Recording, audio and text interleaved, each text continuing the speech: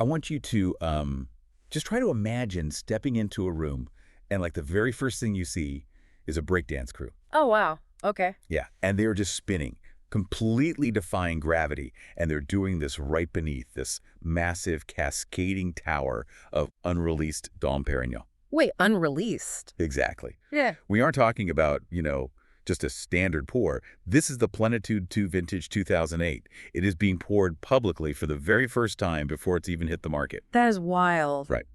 And surrounding this entire spectacle are 830 of the most elite wine experts on the planet, flown in from literally 100 different countries.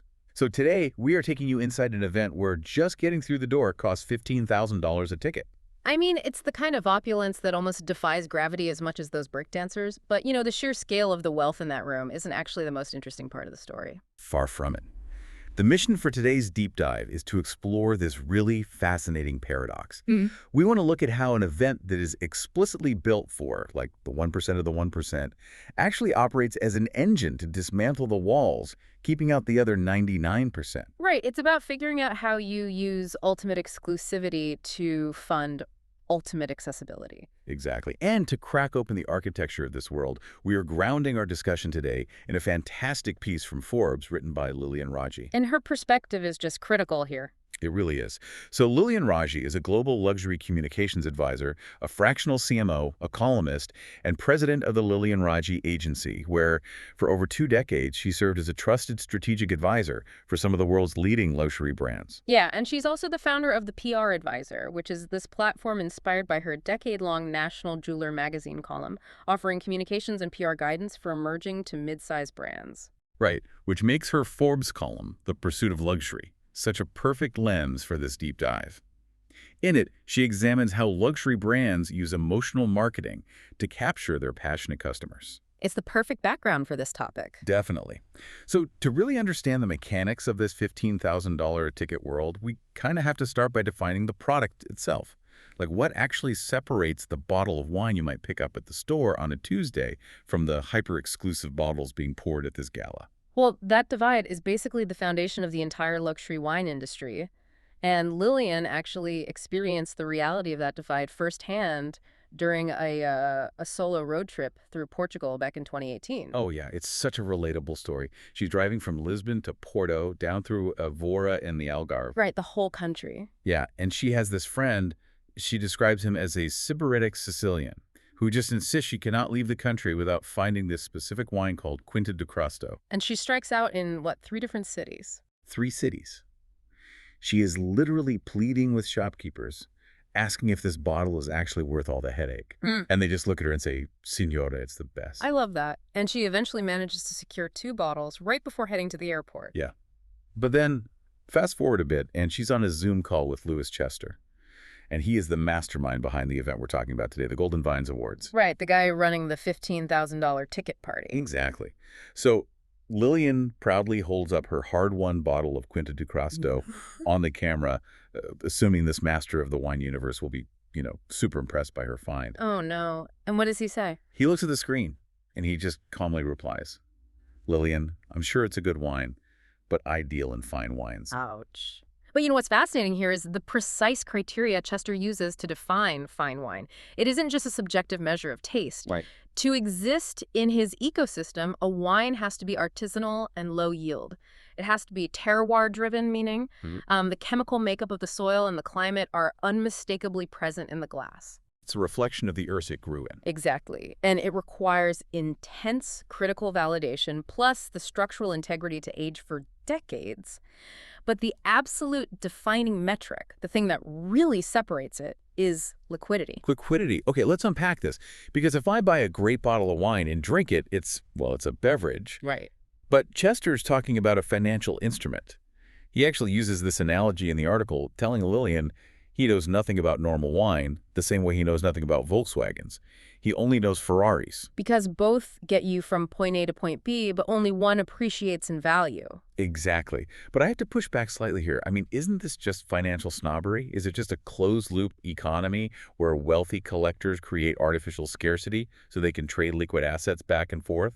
Or is there, an objective artistic truth to this category? It's a really vital question. The agricultural truth absolutely must be there, or the financial instrument just collapses. If the wine lacks the precise acidity and tannin structure to age for 40 years without turning into vinegar, it simply can't be an asset. The chemistry has to be flawless. Flawless. But your point about the closed-loop economy is valid too. It's the secondary market, the auctions, the trading platforms that formally crowns it as fine wine. So if the market dictates the value, someone has to actually build and control that market's infrastructure.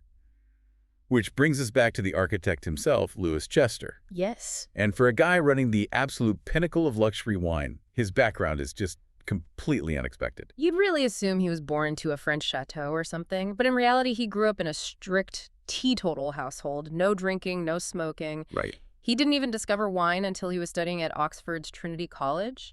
And by his own admission, the only reason he got into it was because he was looking for drugs, couldn't find any, and just started a wine club as a backup plan.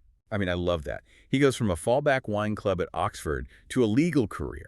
And eventually he lands at Harvard Business School. A classic trajectory. Yeah, but while at Harvard, he applies that organizing, MBA mindset to his social life. Yeah. He founds the Churchill Club, which was dedicated exclusively to wine, whiskey, and contraband cigars. He was basically building an institutional framework around a hobby. And later, he starts aggressively collecting, filtering his cellar through Sotheby's to refine his exact DNA as a collector. But the real pivot, going from wealthy enthusiast to actual industry architect, that happens when he meets Gérard Basset. Right, the ultimate mentor. Gérard Basset is the only person on record to simultaneously hold the titles of Master Sommelier, Master of Wine, and World's Best Sommelier. Which is just an absurd level of expertise. Truly. So Basset takes Chester under his wing and asks him this really simple question. He says, "What do you want to be in the world of wine?"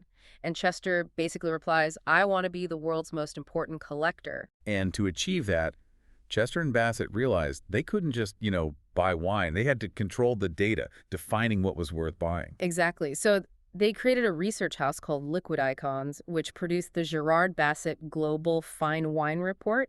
And they didn't just write it up. They had the data verified by Deloitte. Wow. Yeah, pulling insights from over 1,000 top industry professionals globally. And the genius of that report is how it fundamentally shifted the industry's conversation. Historically, wine collecting was obsessed with specific vintages, right? Oh. Like, did it rain too much in Bordeaux in 1992? Right, all those micro details. Yeah, but Chester's report shifted the focus away from individual vintages to the estates themselves as long-term asset names. It's like establishing the estate as a blue-chip stock. If you definitively identify the best estates through verified global data, their wines automatically become the ultimate asset names, regardless of minor vintage variations. It's brilliant. It's honestly like creating the Billboard Hot 100 charts before you launch the Grammy Awards. Oh, that's a perfect analogy. You control the data, you dictate the parameters of success, and you establish total credibility. Then, when you finally throw the party, your awards are the undisputed industry standard. And that data engine gave them the authority to launch the physical Golden Vines Awards. Sadly, Basset passed away in 2019, but Chester and his business partner, Sasha Lushnikov, took that validated prestige on the road. Right. They went to London, Florence, Paris, Madrid, and eventually the 2025 awards, marking their U.S. debut in Miami. And Miami is where the sheer mechanics of luxury theater just go into overdrive. We are talking about 34 distinct experiences packed into one weekend. It's staggering. You have the opening gala at the historic Alfred de Dupont building.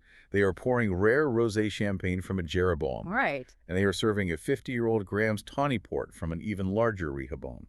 And we should probably clarify why the bottle size matters at an event like this. A Jeroboam holds 3 liters and a Rehoboam holds 4.5. Massive bottles. Huge. But it isn't just about the visual spectacle. Wine actually ages fundamentally differently in larger formats. How so? Well, the oxygen-to-wine ratio is much smaller, meaning the wine matures slower and develops a vastly more complex flavor profile than a standard bottle. Those formats are incredibly rare and fiercely guarded by the estates. That makes total sense. Then you had the global premiere of the unreleased Dom Perignon. You have master classes, the physical trophies, which are designed by artists Nuria Mora and Jen Stark, arrive packed in custom Gucci trunks. Of course they do. Yeah. And by Sunday, your recovery options include just taking a private jet to the Exuma Islands or having a white truffle lunch at F.P. Journe's watch boutique. The orchestration of indulgence is absolute. But here's where it gets really interesting. I look at that itinerary Gucci trunks, private jets to the Bahamas, $15,000 entry fees, and my immediate reaction is just skepticism. Sure. Like, how is this not just out of touch, bacchanalian excess, especially during times of global geopolitical strife? From an industry perspective, how do they justify throwing millions of dollars at this level of luxury theater? It's the essential tension of the entire enterprise. And Lilian explores this directly with Guillaume Lett, chef de cave for Champagne Barons de Rothschild. Right, because his company sponsored the Miami event. Exactly. They donated priceless bottles and underwrote massive lunches. And when Lilian asked about the return on investment, his answer had absolutely nothing to do with client acquisition or immediate sales. And what is the justification? He said they do it for the spirit around the event. He told Lilian it is to help the people. That's the thing that is important, and the place is after. Oh, wow. Yeah. The business justification is gathering people who share the exact same values and goals and aligning them toward a singular purpose. Which maps perfectly onto the 4 pillars Louis Chester designed the golden vines around: celebration, respect, charity, and fun. Chester actually acknowledges that without the charity component, the event doesn't have a soul. Right. And the fun aspect, the break dancers, the high energy, is a deliberate rejection of traditional stuffy wine culture. And while the Gucci trunks provide the flash, that data engine we talked about earlier ensures the awards themselves highlight pure substance. The Golden Vines is structured to surface the already virtuous, not just the loud, PR-heavy brands. And the absolute perfect embodiment of that is Kathy Corson, who won the 2025 Frederick Paniotis Sustainability Award. Yes. Her backstory is staggering. She started in Napa Valley in the 1970s, and she was explicitly told by the establishment that women would never be allowed to work in Napa cellars. Because of some superstition, right? Yes, Yeah. because of a superstition that menstruation would ruin a batch of wine. I mean, just a completely baseless exclusionary barrier designed to protect a boys' club. Exactly. But her response wasn't some loud PR campaign. She said she heard a little quiet voice whisper, "Watch me." Watch me. Yeah. She just put her head down. She has spent 50 years studying canopy management, which is the incredibly precise science of pruning leaves to control exactly how much sunlight and airflow reach the grapes to prevent rot. Right, optimizing the photosynthesis. Exactly. She has 39 vintages in barrel, and she was farming organically for 29 years, way before it was trendy. And she wasn't farming organically to get a sticker for her label. She was doing it because she understood that vibrant living systems produce better chemistry in the glass. Yes. She told Lilian, I don't make wine. Mother Nature makes wine. I can't make the wine any better than the grapes that come in the door. I just love how she strips all the ego out of it. And her reputation among the people actually pouring the wine is unmatched. Oh, absolutely. Lilian mentions this fun detail where she's chatting with Dan Pilkey, a sommelier, at the Concours Club in Miami. And when Lilian brought up Corson's name, Pilkey reacted as if she had just casually mentioned she was hanging out with Beyoncé. That's amazing. Right. He was just floored by her ability to produce such elegant wine in Napa, a region famous for massive Cabernets. And Corson didn't even know what the Golden Vines Awards were until a colleague suggested she apply. That proves Chester's model works. The data cuts through the gloss and finds the farmer who has spent decades quietly mastering her craft. And Corson gave Lilian this brilliant full-circle moment. They discussed that Portuguese Volkswagen tier wine from earlier, the Quinta de Crasto. Oh, the one Chester dismissed? Yes. Corson completely vindicated. She said pretension just gets in the way of the wine. And she declared the Quinta de Crasto to be one of the great wines of the world, regardless of its price. I love that. It highlights a necessary duality. You can respect the rigid financial architecture of fine wine while acknowledging that the agricultural soul of it is entirely democratic. And balancing that duality brings us to the core thematic climax here. Yeah. The financial paradox of Louis Chester's empire. Right. He walked away from managing immense wealth for other people to run this event full-time. Yeah. But the math of a $15,000 ticket only makes sense if it changes more than just the price of a bottle. Exactly. The capital generated doesn't just go to the next party. It funds the Gérard Basset Foundation. And the impact there is very real. Very real. To date, they have supported 66 scholars from 28 different nationalities and 23 countries. Yeah, financing their pursuit of Master of Wine and Master Sommelier designations. We are talking about the 2025 scholarship winners like Layla Kilaran, who is Iranian, and Sarah Karamchuk, who is Ukrainian. So they are aggressively pulling people from diverse, disadvantaged, or disabled backgrounds into an industry that has historically kept the gates locked tight. Exactly. It's real accessibility. So what does this all mean? How do we take the mechanics of a multi-million-dollar Miami wine gala and apply them to our own professional lives? Well, Lilian extracts 4 essential C-suite lessons from this ecosystem. All right, and they are basically a blueprint. Let's look at the first one. Engineer the asset, then the event. This is all about building your credibility and data first. You can't just throw a lavish conference and expect to be seen as a thought leader. Chester built the verified fine wine report before he rented a ballroom. Because the data validates the winners, making the prestige impenetrable. Lesson 2. Use luxury theater to fund real access. Yeah, if you are going to leverage massive corporate expenditures, the dividends must be highly legible to those outside the room. The criticism of a private jet to the exumas evaporates when you can point directly to a Ukrainian scholar whose entire career was funded by that ticket margin. The spectacle is the engine, but the access is the actual product. Exactly. Lesson 3. Surface the already virtuous. This means your internal awards or industry recognition need to be designed to find the Kathy Coruscants. Reward substance and operators who optimize their craft, rather than marketers with loud PR budgets. It defends the integrity of your whole industry. And finally, lesson 4. Design for joy and justification. Because traditional B2B conferences can be incredibly boring, Chester realized that joy is a strategic tool. If we connect this to the bigger picture, joy is the ultimate on-ramp to deeper engagement. The Golden Vines ecosystem works because every element structurally legitimizes the others. The rigorous data justifies the extreme prestige. The prestige attracts the ultra-wealthy, the wealth generates the margin to fund the global charity, and the charity gives the entire hedonistic endeavor a moral soul. It's a masterclass in ecosystem design.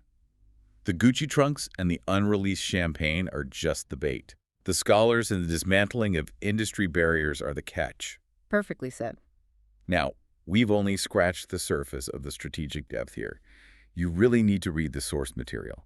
Go directly to Forbes to read Lilian's full article and explore her column, The Pursuit of Luxury. Highly recommend it. And to really understand how these mechanics apply across the board, you have to visit her website at www.lilianraji.com for her additional analysis on the luxury industry. Yeah, there is so much more there. Make sure you connect with her on LinkedIn and follow her on Instagram and YouTube. The insights are just invaluable. But this leaves us with a lingering tension, though, and it's a question I really want you to wrestle with after the show. Let's hear it. We've unpacked how effective this specific model is.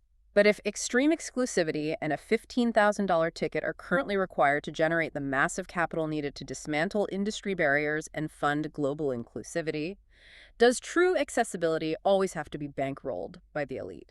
Ooh, that's a tough one. Right. Or is there a completely different business model waiting to be invented by someone listening right now? That is the ultimate question. Do we always need the breakdancers to get the gates to open? Thank you so much for joining us on this deep dive. We will catch you next time.